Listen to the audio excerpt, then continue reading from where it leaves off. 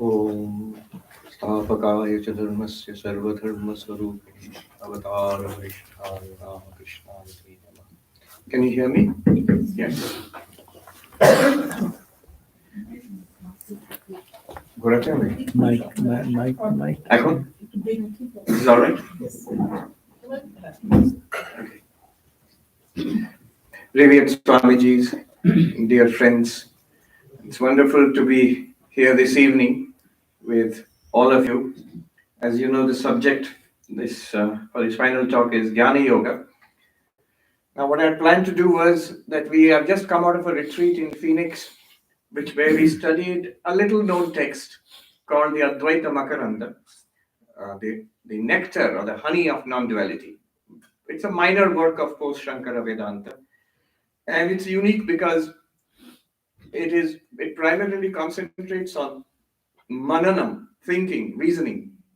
So the conclusion that you are Brahman, I am existence, consciousness, bliss. The author starts up with that premise and tries to back it up with reasoning. By the sheer force of logic, he wants to show us that we are indeed Brahman right now. And very interesting. He's a poet, so he has all these rather curious ways of thinking. Very, very interesting little text.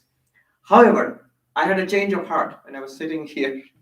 I was thinking, I had a long day, and at the end of the day, one should go with an elevated spiritual mood. You've heard Revered Maharaj giving us very practical and deep insights into spiritual life when he talked about karma yoga.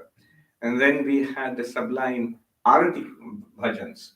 After that, to engage in dialectics, I think it's not suitable. So let me do a classical talk on classical Jnana Yoga, which is go back to the roots, the Upanishads. What Jnana Yoga tries to do is that, um, well, let me put it this way. All our experiences in life are subject object. You are the experiencer, we are the experiences, and whatever we experience are objects. And that's the way we do everything in life. Pleasure, pain, our artistic, economic endeavors, our intellectual endeavors, our religious and spiritual endeavors, everything is subject object. And therefore, when we come to spiritual realization, enlightenment, it is no surprise that broadly there should be two grand paths to this. One is to search for that ultimate reality, God, Brahman, whatever you call it, in the object. What is the reality of this universe? That's what we call the search for God. Another one would be, what is this subject? Who am I? What am I? So that would be the search for self-inquiry. And there are these two approaches in spiritual life. When we look at the religions of the world, the spiritual traditions of the world, you will find these two kinds of traditions. One is what might be called a God-oriented, a God-centric approach, the search for God. So that you find in all the theistic religions of the world. You find it in Christianity, in Islam, in Judaism, in all the various theistic traditions, in Hinduism itself. Vaishnavism, Shaktaism, worship of Thakur, Sri Ramakrishna Deva, all of these, they are all the search for God, God-centric. And in fact, that's the only kind of religion, a lot of places, especially here in the West, that's the only kind of religion people knew. But there is, in India, we know that there is another kind of religion also, another kind of spirituality. I won't say self-centric, that sounds awful. Self-inquiry based. Who am I or what am I?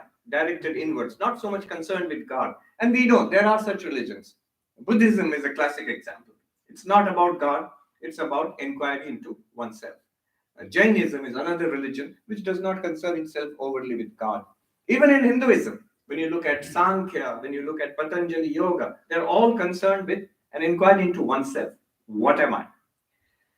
You notice that some of you may have expected I will put Vedanta or Advaita Vedanta in that second category, but I haven't. What Advaita Vedanta actually does is it shows that what we are looking for in the God-centric approach, what the devotees, the ones who worship and believe in God and trying for God realization, what they find or what they realize. And those who are doing a self-inquiry into the quest, who am I or what am I, what they realize are one and the same. That is the meaning of the Mahavakya, Tat Tvamasi, that thou art. Tat, that, thou, you are the same. The divinity and the humanity at their core are one and the same reality. There are religions or spiritual approaches which are that centered, tat, that centered.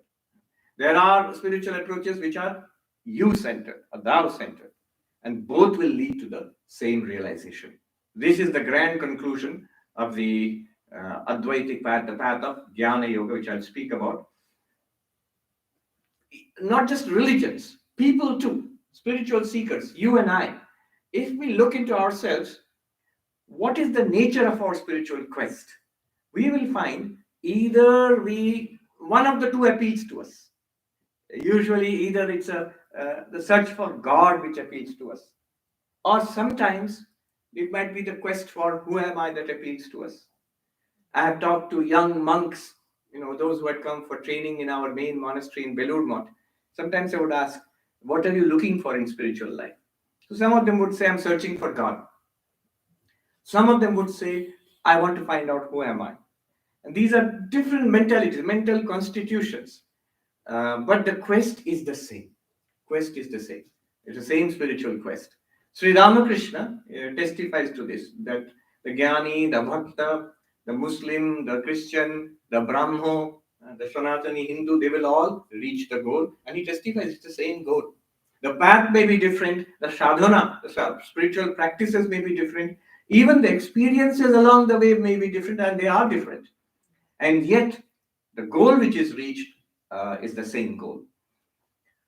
This is a broad picture of spiritual life.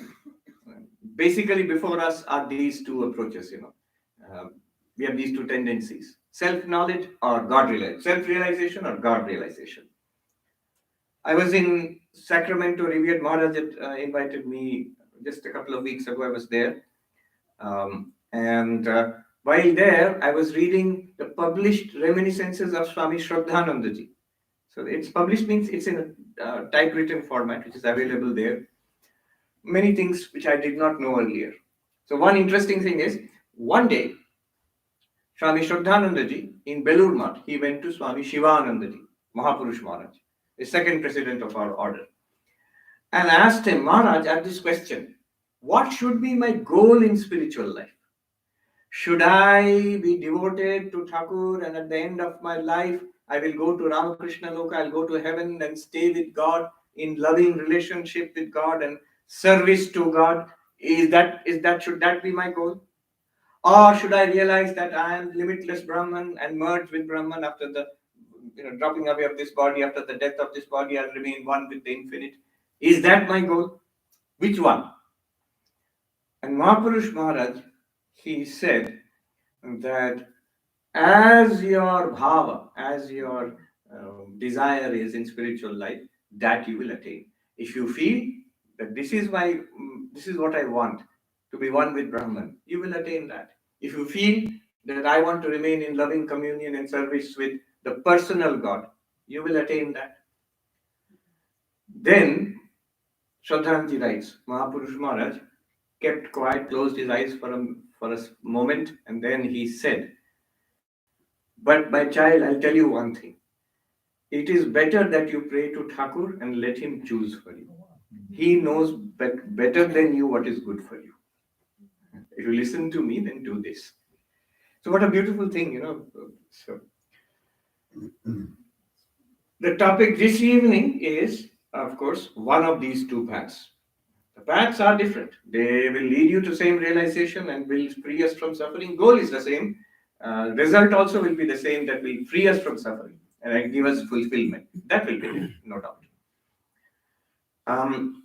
Vedanta, there are many ways of approaching it, but basically Vedanta is Upanishads.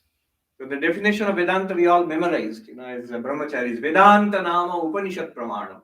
Vedanta is verily the source of spiritual knowledge called the Upanishads.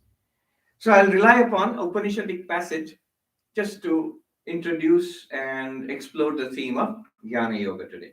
The passage I have selected is one of my favorites. It's from the Taittiriya Upanishad, the Brahmananda Valli, the second chapter of the Taittiriya Upanishad, and it's just the first, what is called Anuvaka, first paragraph or the first section of that. It goes like this. Brahmavidapnoti param tadeshabhyukta satyam jnanamanantam brahma yo veda nihitam guhayam parame vyoman so ashnute sarvan kaman sah brahmana vipaschiteti. What does this mean? The first sentence itself, Brahmavidapnoti param. To me, it summarizes the whole of Vedanta, the whole of the path of knowledge. The knower of Brahman attains the highest. That's the meaning of this sentence. The knower of Brahman attains the highest. Now, when we hear this, for me, it's all of Vedanta packed into it. But then we want a little more explanation. All right, it's all of Vedanta, but can you expand it a little bit? Why is it? How is it packing all of Vedanta into one short sentence? When we hear this, the knower of Brahman attains the highest. We have, or we should have, three questions. One is, what is this Brahman? The knower of Brahman attains the highest. What is this Brahman? And the knower of Brahman attains the highest. What is this knowledge of Brahman? How to get the knowledge of Brahman? And finally, attains the highest. What is this highest? What's the prize? What's the goal? What's the point of it all? So, three questions. The target, the goal to be reached. Second is the method. And third is the result of it. What do we get out of it? And all of these are then explained in the next few sentences. What I chanted just now. I'll translate and then we'll go into a little bit of detail and then we will sum up and open up for questions. So, the knower of Brahman attains the highest. And it is said, Tadeshabhyukta.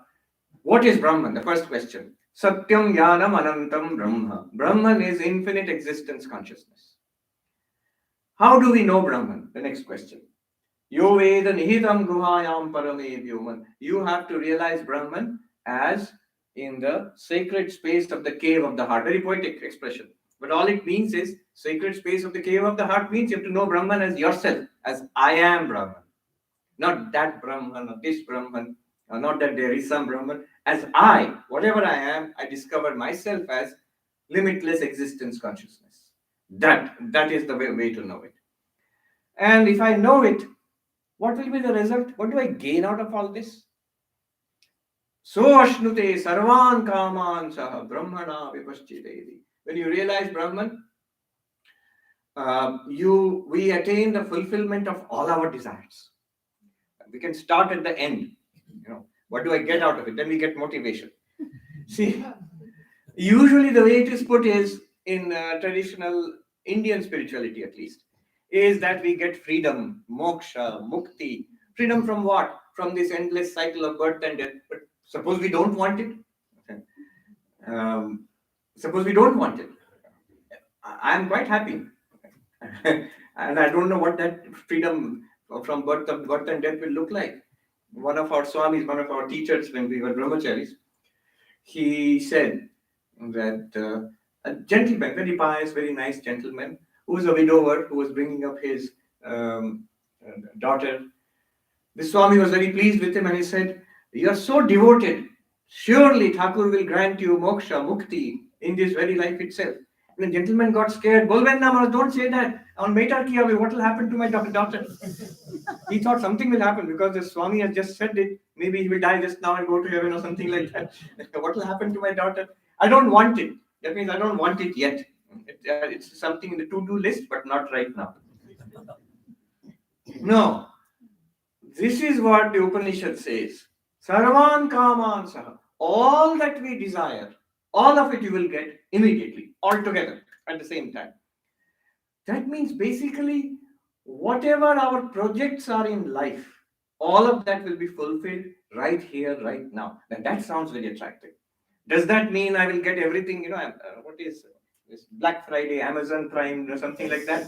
And suddenly on my doorstep, Amazon will deliver lots of boxes. What happened? He became enlightened. He has got everything. Not like that. The point is, why do we want the things we want? Whether it is money or relationships or Facebook likes or parking, whatever it is that we want, why do we want it? We want it because we were looking for fulfillment, deep, lasting happiness, and we're trying to overcome suffering. There are many things in life which cause us suffering. A very long, prolonged, rainy day. I'm sure the organizers have had a very tense time of it all, whether how many people will come, what will happen. So, like this, disease, COVID, financial problems, health problems, all of these are this suffering, and we try to overcome those. Basically, what Vedanta is telling us, and general spiritual life is telling us, is that a solution to this is possible. It is actually possible to attain deep, lasting fulfillment and overcome suffering. Finally, completely overcome suffering. All kinds of suffering. Fulfillment. So, what we are looking for in fulfillment in trying to get 100 different things, and it's not working. It's not working. All of us. Um, Whether we are kids, those wonderful kids who did that program here, or middle-aged or elderly people, all our lives we have been trying to do this. Automatically, instinctively, you cannot stop yourself. What we are trying to do is overcome our felt suffering and try to get some deep, lasting happiness. Is it possible? Yes. Spirituality, not just Advaita Vedanta or Jnana Yoga, all forms of spirituality, they claim that such a release, such a fulfillment is possible. This is a very big claim, very big claim.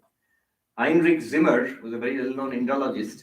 He said the philosophies of India, darshanas, are not pessimistic. They are actually optimistic. And they all talk about dukkha and suffering, samsara, freedom from samsara. They sound pessimistic. Actually, no. They are optimistic because they all say that a solution is possible. And one should try to get that spiritual solution. All of us can. We should try it, and we will get it also. We will get it. Now, dukkha nivritti, ananda prapti. When you put it in that way, then it becomes something that we are all trying basically. We are already trying it. If you try it wisely, you are a spiritual seeker. If you try it otherwisely, then you're just living life.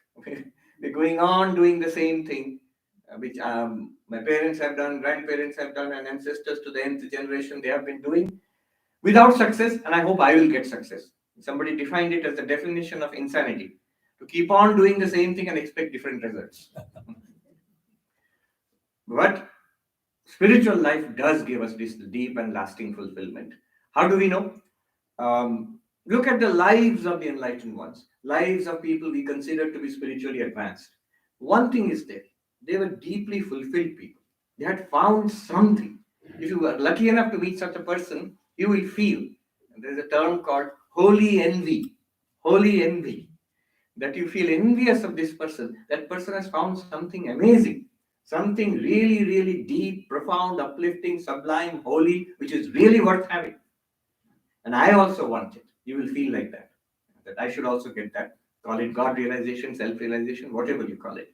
So the proof of all of this is as demonstrated in the lives of enlightened people, in the lives of spiritually advanced people, Jivan Muktas, avatars, whoever, whom you admire as a spiritual person. Clearly, you will notice that. At least one thing is common. Enlightened beings or spiritual beings, they will not grumble about anything. They are free from that complaining about life. Bhagavad Gita, Krishna says, if you become enlightened, if you get God realization, self-knowledge, what will happen? You will not find anything greater left in life to attain. Yang labdva na chaparam labham manyate tatodhikam. You don't feel that this is I've got and there is something more. I've done this, been there, done that. Now next in my to-do list, something more is there. No, that's the end of it. Parama Purushartha, the ultimate realization, ultimate attainment. You will feel that. And having attained which, the sufferings which yet remain in life, they will not affect you. Yasmin sthito dukkhena guruna api na vichalyate. Which means even after attaining spiritual realization, Brahma Jnana, self-realization, sufferings will continue to come. When you say going beyond suffering, does that mean after I become enlightened, I will never become sick again? Does that mean after becoming enlightened, my Wall Street portfolio will always be healthy? After becoming enlightened, all my physical defects will be remedied and I will be like a perfect youth forever. And that all my beloved people will always be happy and healthy. Everything will be fine. Not at all. Not at all. As was before enlightenment, so will be after enlightenment also. The prarabdha karma is a saying, Nabhuktam shiyate karma, janma shateirapi, in 100 lifetimes also, without giving its results, karma will not decay, or karma will not be destroyed. So results will keep coming from karma, but even the heaviest of sorrows will not be able to shake you. Deep inside, you will feel a deep island of peace and stillness in the midst of the storm also. So that is a great game. That's a really great game. And we can all have it. How? Brahma Vidapnoti Param. The knower of Brahman attains the highest. This is the highest. So what is Brahman? Satyam Jnanam Anantam Brahma. See, Vedanta tells us, the path of knowledge tells us that you are infinite, Anantam, limitless. Now that sounds very abstract and philosophical. Sounds nice. I would like to be limitless, but how does that help me? Notice that all our complaints, every one of our complaints, is because we are small, we are limited. So I was just thinking, one might complain about the continuous rain. It's because we are small creatures, and the rain affects our programs, our schedules, and if you stand long enough outside it, you will get pneumonia. So you get affected by it. Suppose you are vast, suppose you are the sky itself, Akasha. Would a spot of rain bother you? Not at all. It's just your glory. Here there is rain, here there is a bright blue shining sky, there is the night sky filled with stars. All of it is your glory. Because you are vast, that little bit of problem doesn't affect you. When I am so small, I get affected. And therefore, I am unhappy. One psychologist, R.D. Laing, who was very famous in England about maybe in the 50s, 60s or so, he said human beings are afraid of three things. They're afraid of three things. One is the big one, the really biggie. It is death, fear of death. And it's almost cliche that we're all afraid of death. And people might say, actually, I don't think about death. People say we are afraid of death. I don't think at all, or maybe not too much about death at all. But then psychologists would say, R.D. Laing would say, that's a problem, we're suppressing it. See, in psychoanalysis, nobody is normal. Somebody went to psychoanalyst therapist and said, I have no problem at all. I'm fine, I'm telling you, I'm fine. Therapist said, oh, serious problem. You're suppressing all problems, that means. Depression. So often death is such a thing, we don't think about it. But it's strange that we don't think about it because it's the end of our lives. It's the one absolutely certain fact staring at us. Somebody said, life is a fatal disease, with 100% mortality. We will all 100% guaranteed to die. And then the second thing, like R.D. Laing said, was we are afraid of is other people. We are afraid of other people. SARS, the existentialist, defined other people as other people are hell. Hell is other people. Hell is other people. You might not say, but no, I like people. But even when you like people, your own beloved ones, there also we are afraid because since they are beloved, they can hurt us. Or if they are ill, if they are sick, if they are in pain, that hurts us also. So whether you like people, whether they are your beloved ones, or you think of them as enemies, whatever, we are afraid of people. Another thing R.D. Laing said, we are afraid of our own minds. We are afraid of our own minds. All of these problems you will see are solved when we realize that we are Brahman, when we realize our infinitude. It's our limitedness. See, death is because we are limited. I am born and I know I shall die. because I'm quite clear that this body is going to die. 100% fatality rate. The body is going to die. I'm going to die. That's why I'm afraid of death. Limited. Other people. I'm afraid of other people because I consider them to be other. The unlimited would not say that I am this much only and these are all other. The unlimited would say all of this is I, or one divinity. Our own minds, because we identify so much with our own minds that I am this mind, and therefore I seem to be myself a threat to myself. My unpredictability, the sheer mulishness, obstinacy of my own mind. I want so much to be spiritual, but my mind is not spiritual. What to do? Thakur has told us the intense desire for God, the intense love of God. We scratch our heads and we may not say it openly, but I don't love God intensely. That's my problem. I want that my mind should love God intensely, but I don't. Concentration. Stick to the mantra throughout the day and night as much as possible. I want to do it, but my mind won't do it. I want to be really a good person, and these are my morals, these are my ethics. I will follow them and never violate it. But my mind won't allow me to do it once in a while, here and there. So we are afraid of our own minds. When we are unlimited, not limited to one mind, when we are totally free of body and body and mind are dependent on us, not I on the body mind, then you will not be afraid of the mind, this mind or any mind. So basically, limitation is a cause of sorrow. The unlimited, infinite, though it sounds abstract, though it sounds not too relatable, it's actually at the root of all our problems. The fact that we feel limited. When we realize our unlimited nature, we will be free of all sorrows. You will be unafraid. We will not be afraid of either death or other people or our own minds. So, infinite, anantam, satyam, jnanam, anantam, brahma. Our real nature is supposed to be Brahman, and it is anantam, limitless. But what is limitless? So, in Vedanta, what are limits? Limitless means no limit. Anantam. But what is anta? What is limit? In Vedanta, limits are understood to be of three kinds. Deshakala vastu,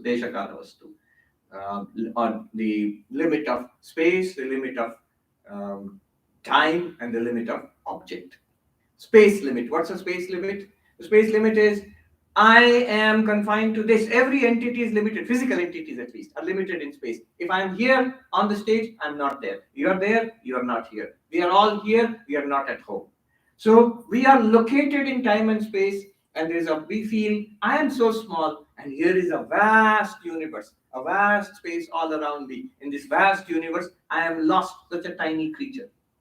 All of these seem absolutely obvious to me. That's why Vedanta is difficult also. It's directly contradicting what we think to be common sense. We never think twice about it. It drops these bombshells.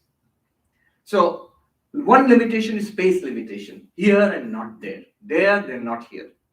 Another limitation is time limitation. Every entity, including ourselves, there is a beginning and an end. Just as this talk also has a beginning, and don't worry, there will be an end to this talk.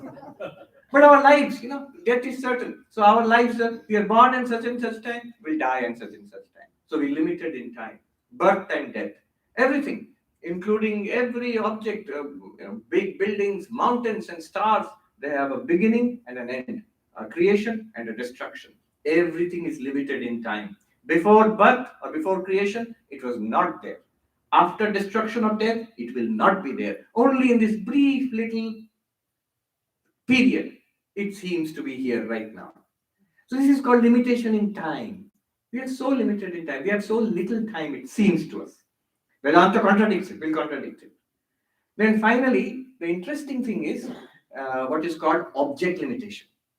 Object limitation is an interesting concept.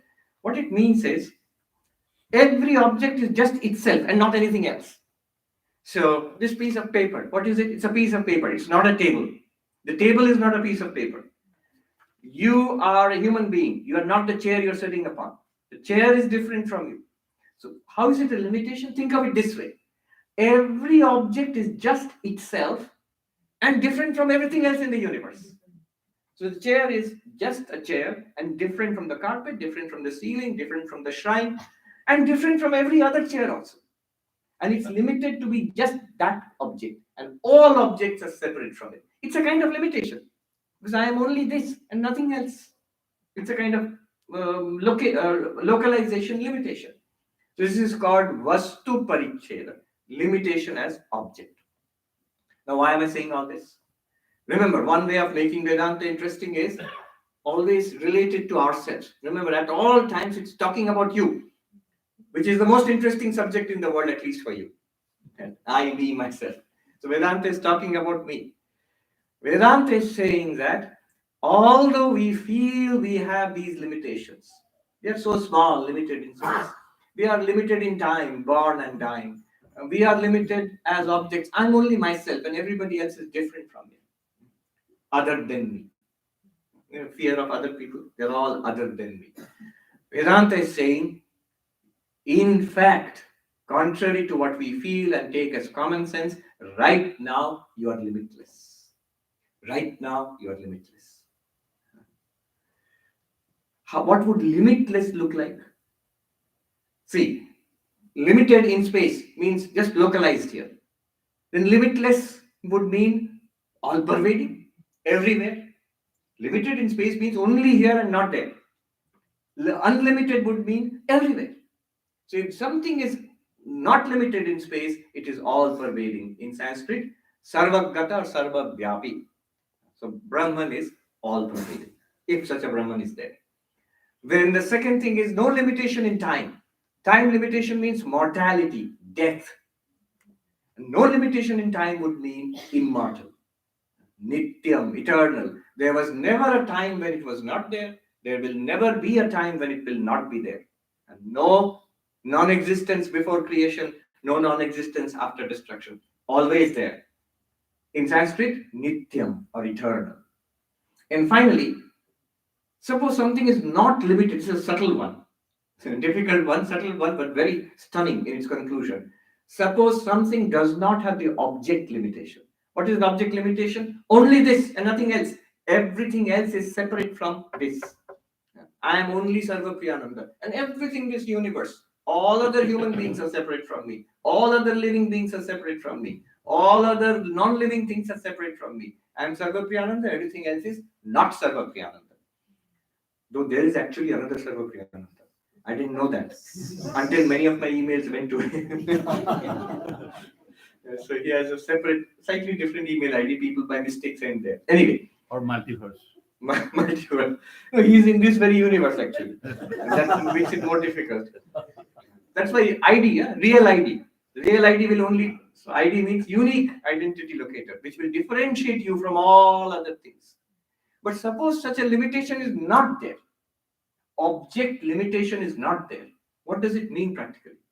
It would mean that there is nothing different from Brahman. Brahman has no object limitation. If something has an object limitation, then everything is different from it. But Brahman has no object limitation. Therefore, nothing in this universe is different from Brahman. Nothing in this universe constitutes a countable second to Brahman. That means it's not that Brahman is there plus. Here you can count.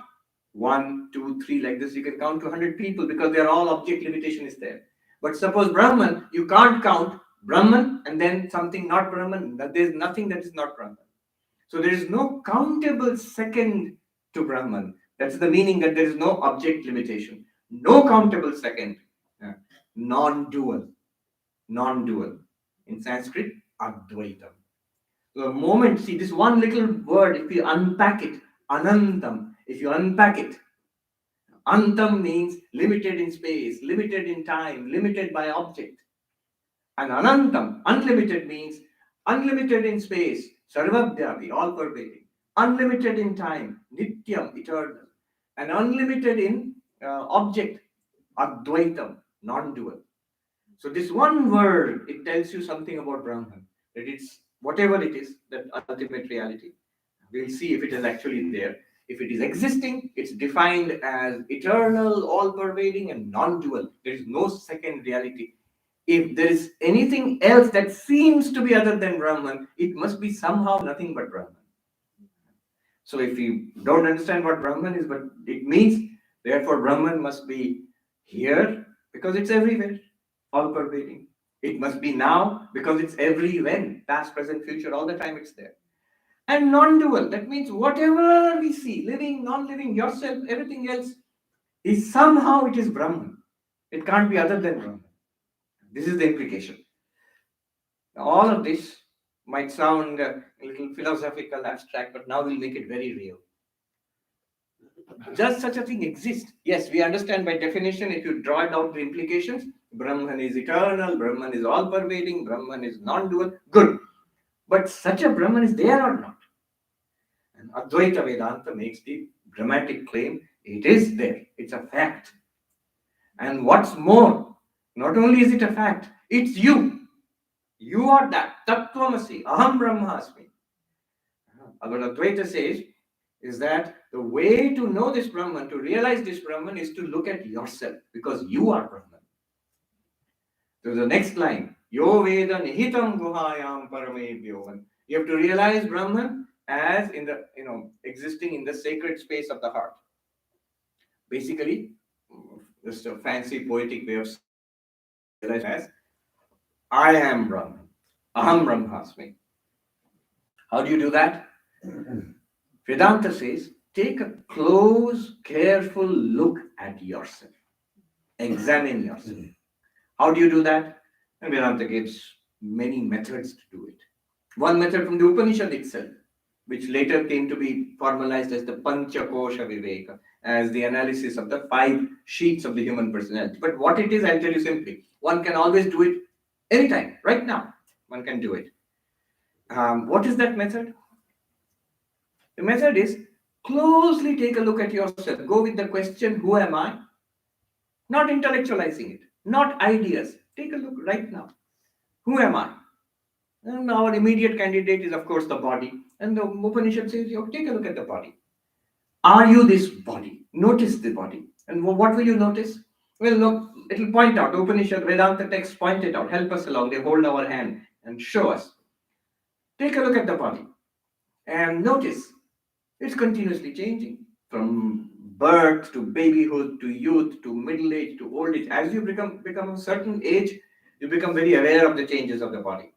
And there's a definition of a healthy body. The body which does not remind you of its own existence is healthy. If it is reminding you that the body is there, I am there, and little aches, little pains, little fevers, little chill, little tiredness, then the body is not healthy. So when we notice this, we notice how the body has changed from childhood till now. I was just listening to the little children saying, the youth, the time of this irresistible energy and dynamism. So one child was reading it out. It's true, and that's a natural condition of youth. I remember one general in Second World War writing in his diary. I was reading that he had a heart attack because of tensions, and he's writing in the diary. I was wondering how. Oh, I realize now how Alexander the Great conquered half of the earth. How? He was 21 years old. That's right. General means quite senior, must be in his 50s or 60s. So he was 21 years old. So we see how the body changes from youth to middle age to old age. And yet you have the recognition that I am the same one. I was the one who experienced myself as a baby, as the child, as the youth. Not only that, by law, by common sense, you are the same person. So you are unchanging and the body is changing. That becomes obvious. How can unchanging and changing be the same thing? This argument is put forward. Another argument, for example, the body is a thing. This is a thing. I am not a thing. I am the subject. Remember, all our experiences are subject-object. I am the subject experiencing this thing, and this is an object. I am the subject. But equally, the body is also an object. I can see it, I can touch it, I can smell it, taste it, hear it. If you are hungry and tummy is rumbling, you can hear it. The body is an object to all of our 5 senses. And you are the subject, you are the knower of the body. A doctor, he had an epiphany, he emailed me that after 30 years of looking at the scans of the human body, suddenly I realized it's not me, it's a thing. It's a biological machine. It's not at all me. Just as this machine is not me, this machine is also not me. Equally, what a spell it casts over us. One of our senior swamis said, it's like if you're looking through a microscope at a petri dish for a long time. Imagine you've forgotten your existence in the laboratory, in the body. You're just looking through the microscope. The whole universe becomes that petri dish. That you exist apart from that. That idea becomes clear when we consider the body is also an object. And not only that, I am aware of the body. The body is not aware of me. I am conscious. The body is insentient. So like this, multiple arguments can be given. The whole point is slowly to begin seeing I am not literally the body. And the properties of body are not my properties. Properties of body, tall or short. I am the subject. The object is tall. Do I become tall? No. Look at Eiffel Tower. Do you become very tall when you look at Eiffel Tower? You look at a petri dish and bacteria. Do you become very small when you look at that? No. You're the subject. The object is. So the properties of the object, male, female, body, old, young, body, healthy, sick, body, and prana also. Like this, when we become sort of aware, we begin to understand, I'm not literally the body. Body is here, but I'm not literally the body. Then the Upanishad, step by step, asks us to carefully consider little more detail, little more in-depth, little more inward, little more subtle. Anyo antaratma, inner to this body. Subtler, inner means not physically inner. If you go physically inner, the endoscopy, if you do, you'll find more body only. and the more unattractive parts of the body you will find as you go inside the body. Not in that sense. When the Vedanta asks us to look at our experience, not the physical body, our experience of ourselves. Who am I? So our experience of this this self I feel. So clearly it's not the body. What is more subtle? Then the Upanishad will introduce the prana, breath and life forces. Same arguments will apply. That it is changing, prana is changing, in breath, out breath. The one who drew in the in breath, is the same one who also saw the out breath. You don't come and go with the coming and going of the breath. Similarly, you don't come and go with the coming and going of health or illness. You're the same one who was ill, and now you're the same one who is recovered. So this continuous change and unchanging, I cannot be the prana. Not only that, prana is an object. It's a kind of physiological mechanism going on there. And I am the subject, the knower. I know the prana. I'm aware of the prana. Prana is non-conscious. You are conscious of it. For these reasons, I'm not the prana. I will not go through the details. These are not very difficult. But you go subtler and subtler, considering, am I this? Am I this? Am I the prana? Then am I the very mind which is thinking all these things? We mostly stop at the mind. Most of us, we identify with the mind. We say, yeah, I know. I am not, flesh and blood and bones, but I am a person. I am a thinking being. I am this mind in this body mind. That mind also, if you examine, you will find it is changing all the time. It is an object, subtle object, but you are aware of it. It's an object. You are conscious of the mind. The mind is not conscious. It's an amazing thing, actually. Mind is just like mental thoughts, feelings, intellect. It goes further. Even the instrument which we are using for analyzing all this also I am not. And then it goes further, Anandamaya Kosha, the causal body, which is what we experience in deep sleep, the seed state of the mind. I am not so basic principle is the Upanishad will show us whatever candidate you may put forward. I am this. It will show you that you are not that. You cannot be. You are the unchanging, that's always changing. You are the subject, that's always the object. The knower, that is always known. You are consciousness. People are about to lose consciousness. Is it a little warm in here? Yeah. Is AC being switched off something? This is very not conducive to Vedanta. That's why cold is actually much better. Yes. It's becoming a little warm in here. It tends to have a soporific effect. We put people to sleep. This is an auto. So somehow it's not. It will change. You can open the door. Yeah, push it down to 50. Like Very good. ನೋಡಲ್ಲ net ಸಾಕು. Don't trust the objects. So if you can turn down the thermostat, it will start by Let itself. me see. Yeah. Anyway, deadly combination: high heat and then high philosophy. Everyone will go into Anandamaya kosha.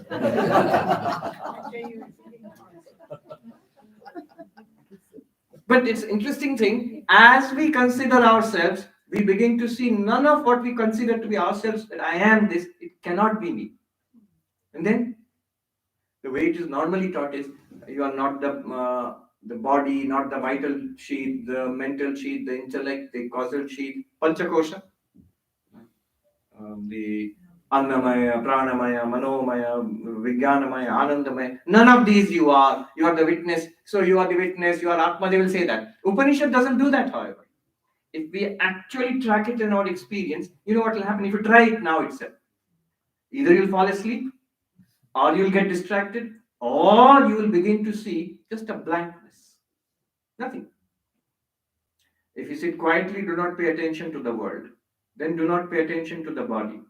Then notice the breath and go further than the breath. Turn your attention to thoughts and feelings. Quieten the thoughts and feelings. Still the intellect. The blank Anandamaya kosha. You reject that also. Drop that. What? Just blank. That's why the student says to the teacher in the Upanishad, Taittiriya Upanishad, he does not say, I've done Panchakosha Viveka and then I've discovered Atma. No. He says, there is nothing. There is nothing. Asat Brahma iti Vedache. Then Brahman doesn't exist. You're trying to show me Brahman. Remember, that was the original project. Then Brahman doesn't exist. And the teacher says to him, the student, Asanneva Sabhavati. Then you would not exist because you are Brahman. According to all this philosophy, you are Brahman. And if you say Brahman does not exist, then you would not exist. But surely you do exist. That's one thing you cannot deny. Logically speaking, everything can be suspected. You cannot suspect your own existence. That was the discovery of Descartes, the philosopher, French philosopher, mathematician. I think, therefore I exist. Cogito ergo sum. Your own existence you cannot deny. Shankaracharya says, Yaiva tasya nirakarta tasyaiva atmasta. Whoever denies the existence of the self is the existence of that very denier. So you cannot deny your own existence. See, to put these two things together, you cannot deny your own existence, and yet you cannot find yourself. I know I exist, but what am I? I can't find it. If I push far enough, I feel a blank. What you are in that case is that you are not an object. Whatever you're looking for till now is an object. This is a subtle point, but very important point. The 10th man story, don't worry, I will not tell you now. I have told it many times. So the problem was, the person was counting everybody else except himself. But why was he not counting himself? Because he was used to seeing everybody as an object. 1, 2, 3, 4, 5, 6, 7, 8, 9. You remember the story? They're all objects. So he expected the 10th man also will be an object. But the 10th man is not like the other 9. The 10th man is a counter himself. Similarly, this is a very suggestive story. There is something which is not an object. It is you, the subject. There is something which is neither known nor unknown. Anyadeva tadvedita datho avidita dadhi. Upanishad says. Whatever you know, the Atman, Brahman, you yourself, your real nature is other than the known. Also, it's unknown. No, it's other than the unknown also. Are they speaking in Zen koans or riddles? No, actually their meaning is quite clear. For those who get it, it's quite clear. Once Swami said in Uttarakhand, in Hindi, I translate. He said, जब दो विपरीत चीज एक साथ पकड़ में आवेगी महात्मा जी, अद्वैत समझ में आवेगी आपको. When two absolutely contradictory things make absolute sense to you at the same time, you have got Advaita. Other than the known, other than the unknown, who sees action in inaction, inaction in action. What is day to the yogi is night to the worldly person. What is day to the worldly person is night to the yogi. Contradictory language. Why? Because it cannot be directly indicated. Whatever it can be directly indicated is an object. However, it can be indicated by neti neti. It can be indicated by paradox, contradictory language. It can be indicated by parables. It can be indicated by what's called lakshana, implication, implied meaning. So you are the witness, experiencer. You exist, one thing. That's sure, you exist. And also you experience. So you are consciousness. You are the witness consciousness of existence consciousness. And you experience everything, all objects, and also the lack of objects. Presence and absence are also experienced by you. If you think about it this way, you will notice that this witness consciousness cannot be different in different bodies. Bodies are different objects. Minds are also different objects. It must be one and the same in all beings. As the witness consciousness, this existence consciousness, you are one and the same in all beings. They are not others apart from you. As Maharaj was saying, it's difficult only to appreciate it really. Intellectually to understand, it's not such a big problem. See, in Jnana Yoga, Swami Vivekananda said, on this path, many understand, few realize. He has written this. Few realize means everybody can realize, but you need, and not just it, you needs preparation and support from all kinds of sadhana and practice. At least intellectually one can understand how this witness consciousness, if such a thing is there, should be one in all beings. And not only that, notice, space, time, these are also objects. They appear to you, the consciousness. Where does space appear? In you, the consciousness. We normally think, I am small and this space is huge. But you, the small one, and this huge space, both are appearing in consciousness, is being experienced in consciousness. Is it not so? Somebody asked, in the Vedanta class there in India, you are all pervading. Teacher was saying, you are all pervading. And somebody at the back row said, Theriye Mahatma ji, wait a minute. हम यहाँ हैं, वहाँ नहीं है, आप वहाँ हैं, इधर नहीं है, कैसे सर्वव्यापी हुआ? I am, you might say at the back, I am here and not there. You are here and not there. How can you be all pervading? So the monk's answer was very nice. He said, हाँ और यहाँ और वहाँ क्या दोनों ही आप में नहीं है? This sense of here and there, are they not both experienced in consciousness? It's kicked in. The AC must have fallen asleep also. Yeah, I'll end with this. Just this small idea if one gets here and there. I'll give you an example and stop there.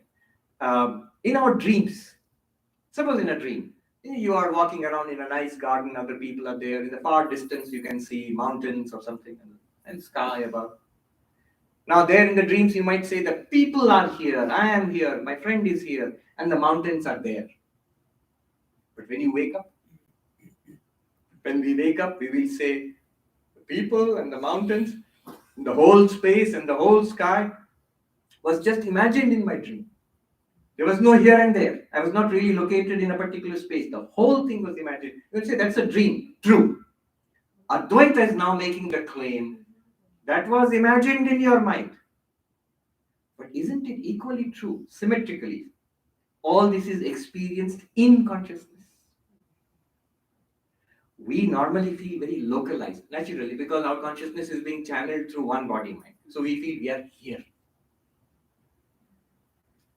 But you look at it from the perspective of consciousness, that is nowhere, no particular place. Somebody put it very nicely, a professor in Banaras Hindu University, he said, our real nature as consciousness is nowhere, no particular space. The moment you come through a body mind, it becomes now here. The same spelling, nowhere. If you split it, now here. The moment you get localized, you feel localized, I am here, then it becomes now and here, localized in time and space. Otherwise, let go of the body consciousness, at least intellectually, you will see it means you are not localized in time and space. Time and space are appearances in you. If time, space, and object are appearances in you, the consciousness, the existence consciousness, then you are not limited by time, space, object. You are anantam. You are eternal, you are all-pervading, and you are non-dual.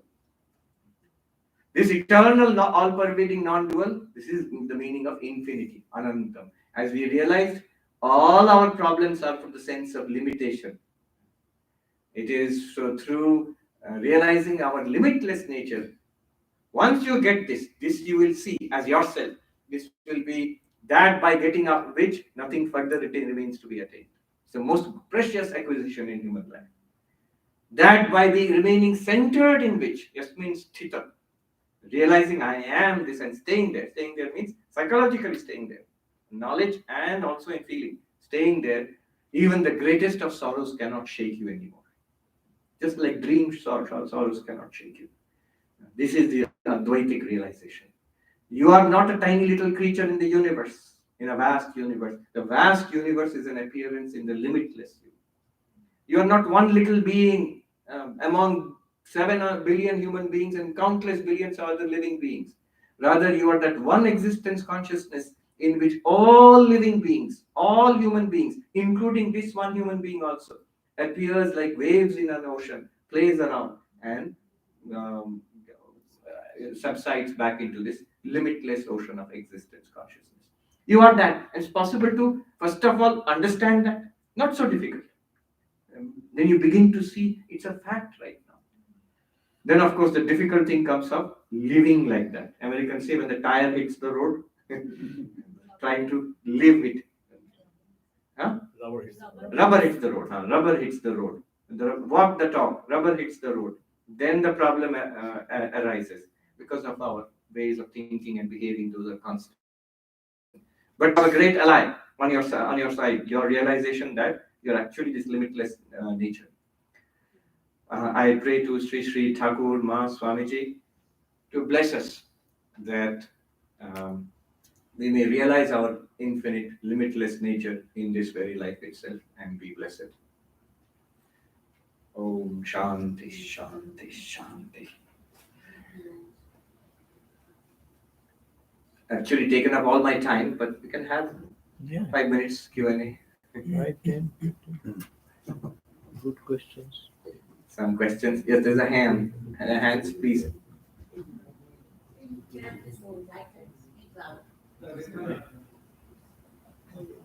Yes, tell us your name and ask the question and be brief so that others can ask.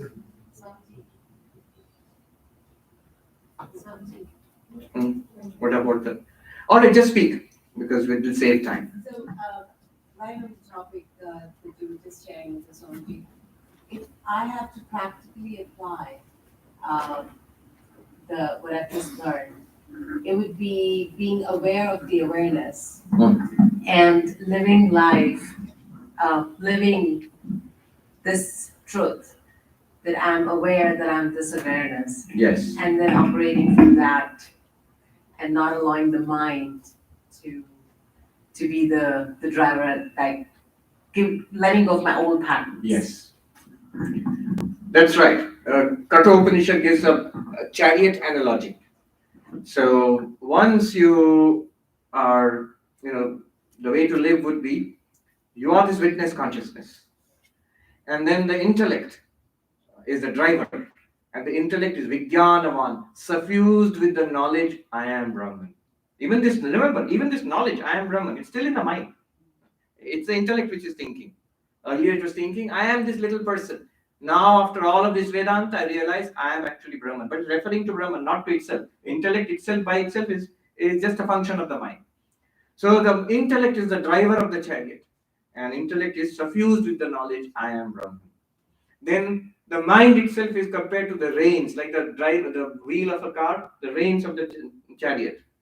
The reins are tightly held by the intellect. And then the horses are compared to the indriya, the sense organs, our capacities for sensing and action. And the road is the forms, taste, sound, smell on which the senses run. It's a wonderful way of using the chariot as an analogy for the human body mind. And it points out, the Upanishad points out, problems can occur at every level if the senses are not well trained. If they have their own autonomous intelligence. So if they run off the track, I want to go here, I want to go there, then it will crash. If the reins are not tightly held, if the wheel is, the steering wheel is not aligned properly, the car won't respond to your commands. And if the driver is crazy or drunk or something, what is it? Driving under influence, DUI. Mostly our drivers, that means the intellect is DUI all the time. It's under the influence of Maya. So that's why we have all this trouble. So driver full of Vedanta knowledge, mind attentive. Long before our mindfulness program, samanaska, mindful. Mind should be mindful, attentive, not prone to pramad, error, inattentiveness. And senses are well trained and disciplined. They are your servants, you are not their servants. In that case, you'll be able to manifest this knowledge in life. You'll be able to live it. Notice the problem is not really with the knowledge. Once the knowledge is attained, then the problem lies at the level of the mind, the senses. That's why such a high entry barrier was put. The fourfold preparations, Vivek, Vairagya, and so on, were prescribed. If one has cultivated those to a certain extent, the manifestation of knowledge will be easy. If one has not cultivated them sufficiently, then it will be a struggle to manifest this knowledge. Yes. Tapas Maharaj, I fully understand that I'm Brahman. My car is Brahman. How am I going to get to 71st Street in New York? Yes, somebody put it very nicely. Where I understand I'm Brahman, the car is Brahman, but how am I going to get there?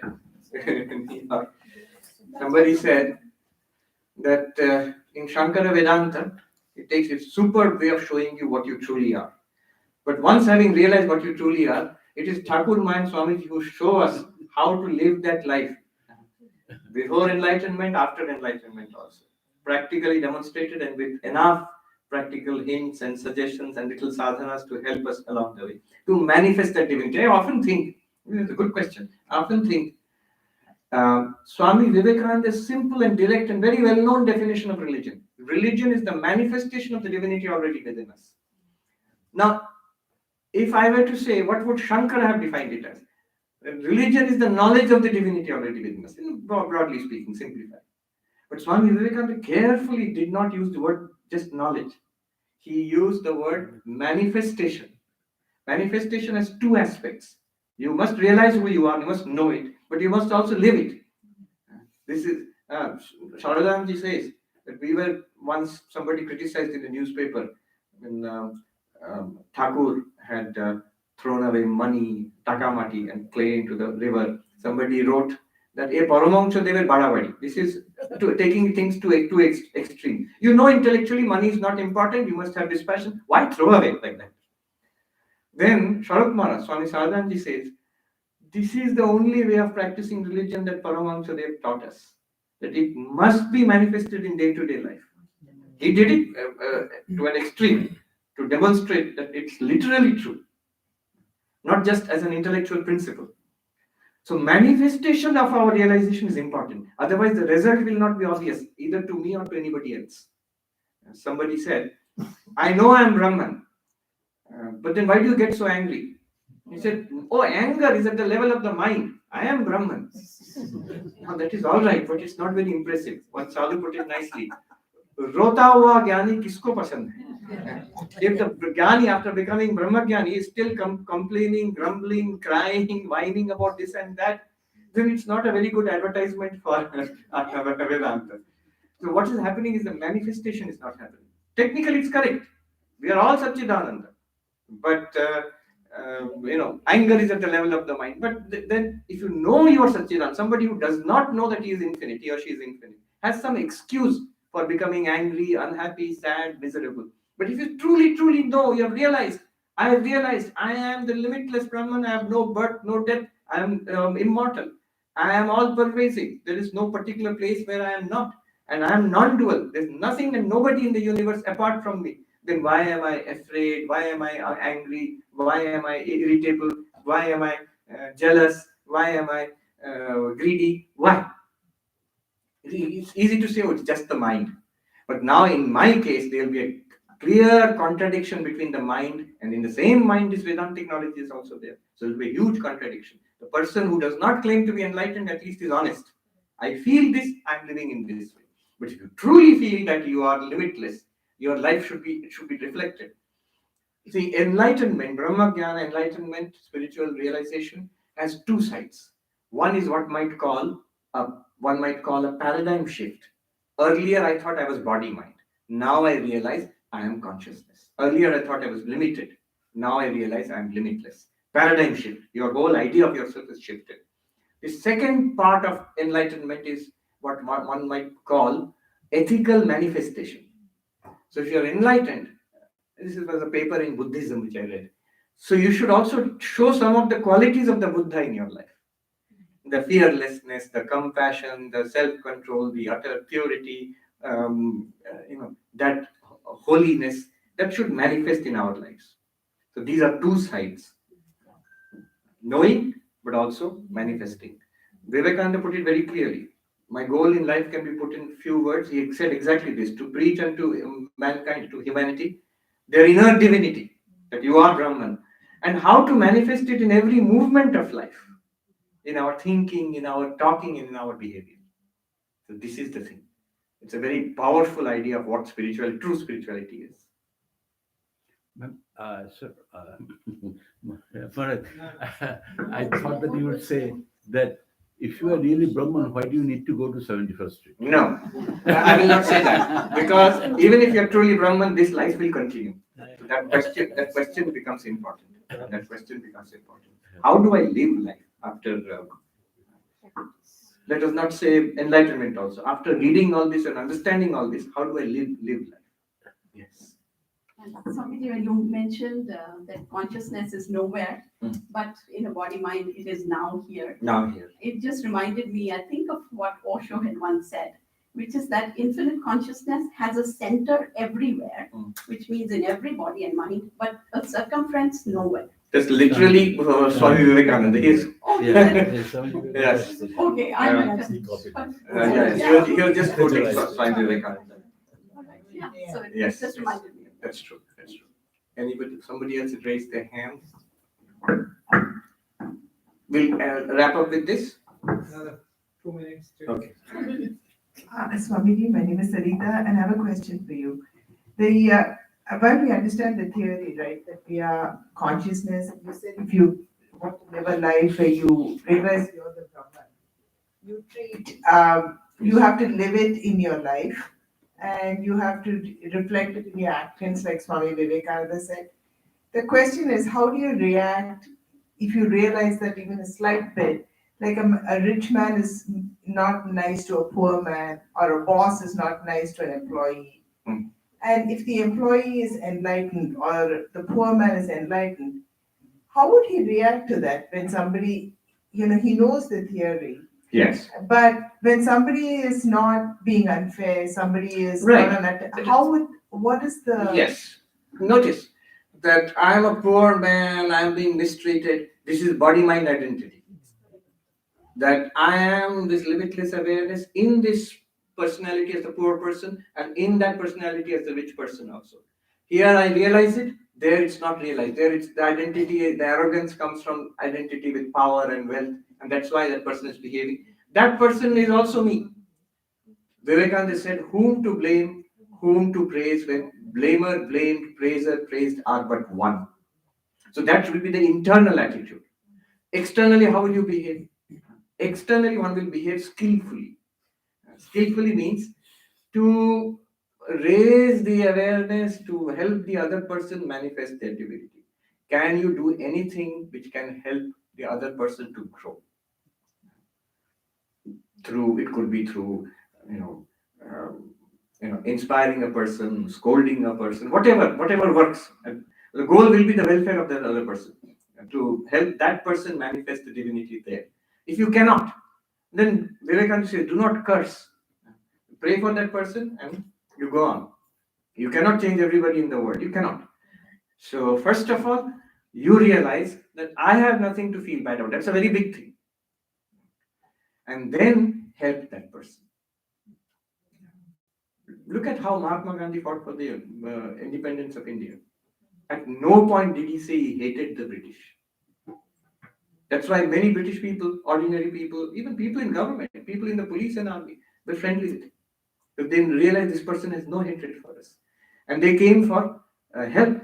I can recent example. I was reading number of Chinese people. Chinese government is so much against Dalai Lama and the Tibetans, and his Tibetan Buddhists. But number of Chinese people, in responsible positions also, they seek spiritual inspiration and guidance from the Dalai Lama. Why? Because it's not a question of I versus them. Generally, you are taking the position of being helpful to everybody. Let me put it in another language, which is very interesting. Swami Vivekananda said the national ideals of India are renunciation and service. Now, there is one gentleman, he's a management consultant, and very inspired by Vivekananda. He said, if you say renunciation and service to the modern youth, especially in India today, and everywhere in the world, especially in India, they will say, well, renunciation, why should I renounce? I will enjoy everything. Service, why should I serve anybody? I will work for myself and earn millions of dollars or whatever. So instead of putting it in that language, renunciation and service, this gentleman, he translated Vivekananda's teaching into positive language. In a sense, he put it this way. He said, a consistent commitment to the evolutionary potential of all beings, this language, that everybody can be better than he or she is, physically, mentally, morally, intellectually, spiritually. And I'm committed to helping them on their way as much as I can. So that is service. And a consistent commitment to a high ideal in life, focused commitment. That is renunciation. When you have a high ideal in life, it could be God realization, that's the highest, but also an intellectual goal, an artistic goal, or it could be anything. Some high purpose in life. Automatically renunciation will be there. Everything else has to be given up. Automatically to follow. So positive way of putting renunciation and service. Follow some high goal in your own life. Vivekananda himself said, what should be my goal in life? Follow your own highest ideal. Own. And among your own ideals, highest ideal. And for others, I'm here to help, if I can. One final, please. Yes. Swamiji, I have actually a lot of things on who am I and Brahman and all this thing that he was saying. It is coming from the Vedas, right? Yes. That is the crux. That's why Brahmasmi and From the Upanishads. Vedas, yes, Upanishads, particularly. And Gita is also coming from the Vedas because it is the crux of Upanishad. Mm. But when we go to Gita, the way they're talking about is how you want to change your ways of looking at things so that you become the Bhakta of Krishna. Mm. But this non-duality, I'm not able to see, or if you can tell me where in Gita. Everywhere, it's everywhere. Depending on what translation or commentary on Gita you have read. I have a sense of what you might have read, but anyway. Yes, so there are different commentaries on the Bhagavad Gita. But if you say directly Gita, where does it talk about non-duality? Many, many places. Brahma, Arpanam, Brahma, Vi Brahma, No Brahmana, Utap. You feel hungry, so I will not. So every factor involved in your day-to-day activity, and that is Brahman, one non-dual Brahman. That's one way of interpreting it. Kshetragyam chapi mam vidhi sarva kshetreshu bharata. In all of these fields, there is one consciousness. It's talking about one consciousness without a second, which is there everywhere. Now, all of these interpretations can be doubted, and different schools have given different interpretations. But if you go to the text, clearly there is a drive for oneness across the Gita.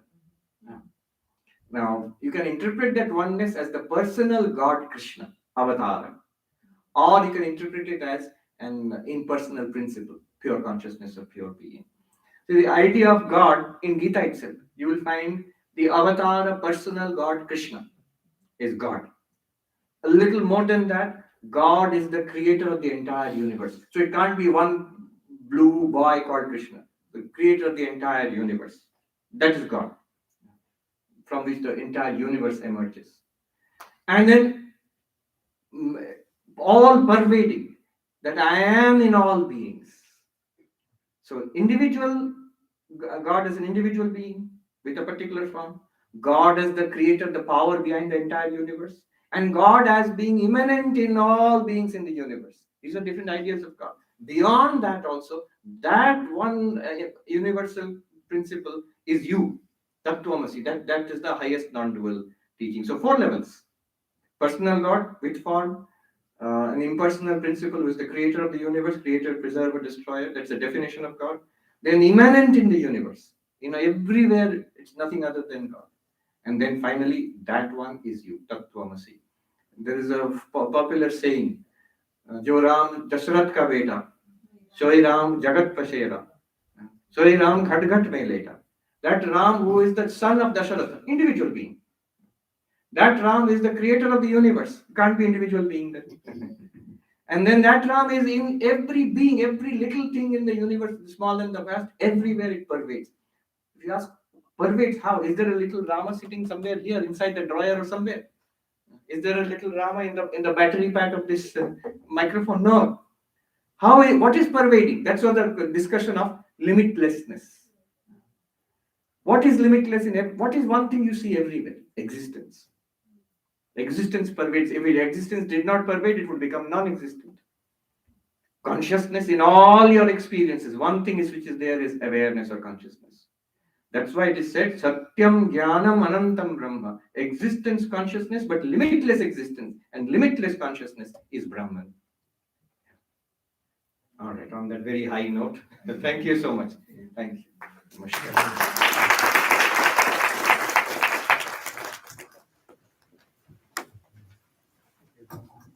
You announce tomorrow morning, 11 a.m. in the Okay, two more sessions. so everyone remember, weekend program is not over. That tomorrow morning, 10:15. tomorrow morning, There's only one page. Devashish, tomorrow morning at what time? 11 o'clock. We'll start with a sitar concert. Followed by lunch. Then our two remaining Swamijis will speak. And then Arati. So. We'll assemble here at 10:45 a.m., 11 o'clock.